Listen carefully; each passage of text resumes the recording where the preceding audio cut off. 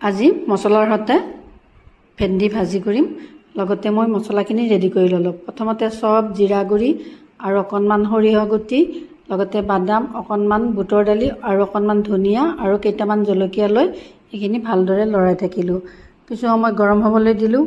এয়া ধুনীয়াকৈ মিক্সিত গুড়ি কৰি ল'লোঁ। অকণমান হালধি সানি এইখিনি ৰেডি কৰি ল'লোঁ। প্ৰথমতে মই ঘৰৰ ভেন্দি ছিঙি আনিলোঁ কেইটামান, এনেধৰণে মাজত ফালি এয়া আটাখিনিয়ে কৰি ল'লোঁ।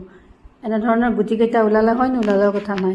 এই মছলাখিনি ৰেডি কৰি ল'লোঁ। অকণমান বেচন দিলোঁ, হালধি নিমখ দি ভালদৰে এইখিনি অকণমান পানীৰ সৈতে এইখিনি সানি ল'লোঁ। এনেধৰণৰ হ'ব লাগিব। এইখিনি মই ভেন্দি ধুনীয়াকৈ মাজত সোমাই দিলোঁ। আটাখিনি ভেন্দিয়ে মই এনেধৰণৰ কৰি ৰেডি কৰি ল'ম। এয়া মই প্লেটত ৰেডি কৰি ল'লোঁ। এতিয়া মই এখন পেন বহাই দিলোঁ, লগতে মিঠাতেলো দিছিলোঁ আৰু এতিয়া কম জুইতে এনেধৰণৰ আটাখিনি মই ৰেডি কৰি ল'ম। দেখিছে নহয়, এনেকৈ আটাখিনি বহাই দিলোঁ। এতিয়া মই মাজৰ পৰাই ওলোটাই দি থাকিম এটা আটাকৈ।